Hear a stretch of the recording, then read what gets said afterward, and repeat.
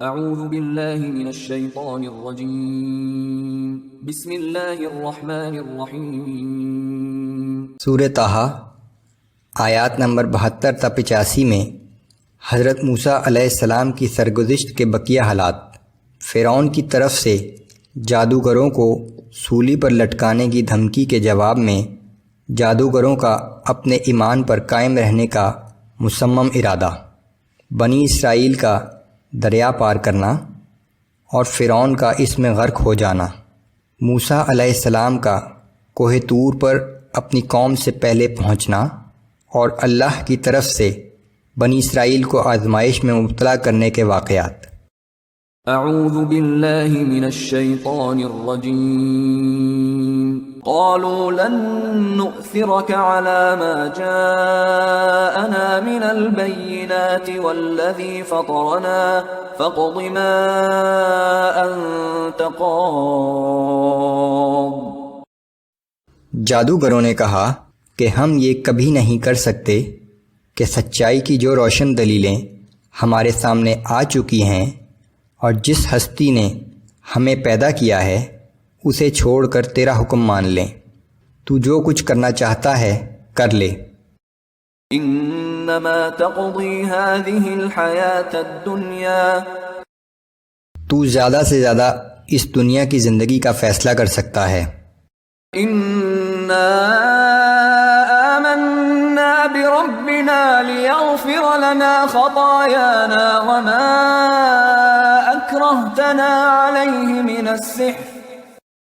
بلا شبہ ہم اپنے رب پر ایمان لا چکے ہیں تاکہ وہ ہماری خطائیں معاف کر دے اور اس جادو کو بھی معاف کر دے جس کا ارتکاب تو نے ہم سے زبردستی کرایا ہے۔ واللہ خیر وابقا، اللہ ہی سب سے بہتر ہے اور وہی ہمیشہ باقی رہنے والا ہے۔ انہ من یأت ربہ مجرما فإن له جہنم لا يموت فیہا ولا یحیا۔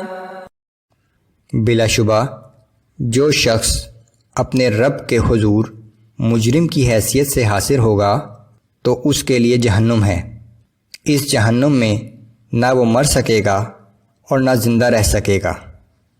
ومن يأته مؤمنا قد عمل الصالحات فأولئك لهم الدرجات العلا۔ اور جو شخص اس کے حضور میں مومن کی حیثیت سے حاضر ہوگا اور اس نے نیک عمل بھی کیے ہوں گے تو ایسے لوگوں کے لیے بڑے بلند درجات ہوں گے۔ جنات عدن تجری من تحتها الانہار خالدین فیہا، وہ دائمی باغات جن کے نیچے نہریں بہتی ہوں گی، یہ لوگ ان باغوں میں ہمیشہ رہیں گے۔ وذلک جزاء من تزکا، یہ صلہ ہے اس شخص کے لیے جس نے اپنا دامن آلائشوں سے پاک رکھا۔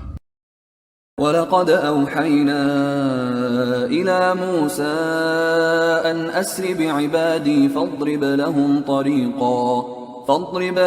طَرِيقًا فِي الْبَحْرِ يَبَسًا لَا تَخَافُ دَرَكًا وَلَا تَخْشَىٰ۔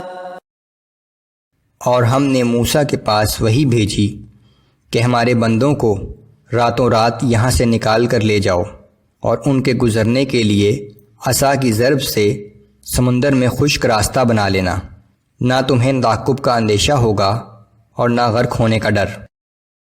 فَأَتْبَعَهُمْ فِرْعَوْنُ بِجُنُودِهِ فَغَشِيَهُمْ مِنَ الْيَمِّ مَا غَشِيَهُمْ۔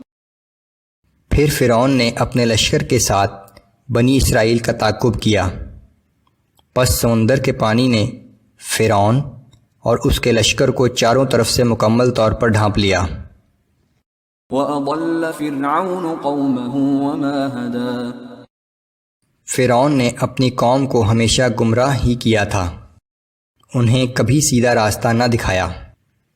یا بنی اسرائیل إسرائيل قد أنجيناكم من عدوكم وواعدناكم جانب الطور الأيمن ونزلنا عليكم المن والسلوى.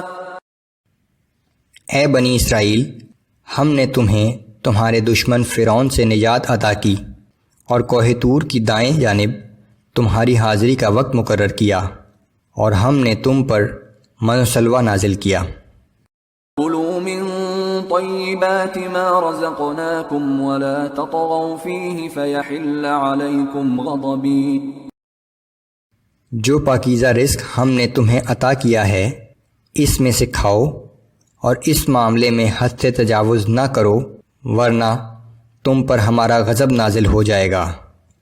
ومن يحلل عليه غضبي فقد هوى. اور جس پر ہمارا غضب نازل ہو گیا تو سمجھ لو کہ وہ ہلاک و برباد ہو گیا. وَإِنِّي لَغَفَّارٌ لِمَن تَابَ وَآمَنَ وَعَمِلَ صَالِحًا ثُمَّ اهْتَدَى. بلا شبہ میں اس شخص کے لیے بڑی بخشش کرنے والا ہوں جس نے توبہ کی، ایمان لایا اور نیک اعمال کیے، پھر راہ راست پر قائم رہا. وَمَا أَعْجَلَكَ عَن قَوْمِكَ يَا مُوسَى.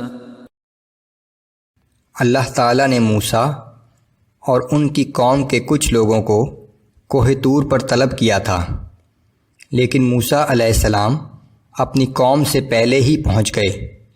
سو اللہ نے ان سے فرمایا کہ اے موسیٰ، کیا سبب ہوا کہ تم اپنی قوم کے ساتھ آنے کے بجائے ان سے پہلے کوہ طور پر آ گئے؟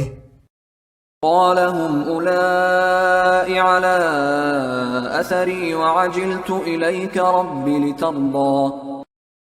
موسیٰ علیہ السلام نے عرض کیا کہ وہ لوگ میرے پیچھے آ رہے ہیں، میں نے تو تیرے پاس آنے میں جلدی اس لیے کی تاکہ تیری خوشنودی حاصل کر سکوں. قال فإنا قد فتنا قومك من بعدك وأضلهم السامري. اللہ نے فرمایا کہ ہم نے تیرے بعد تیری قوم کو ایک آزمائش میں مبتلا کر دیا، اور سامری نے انہیں گمراہ کر دیا ہے.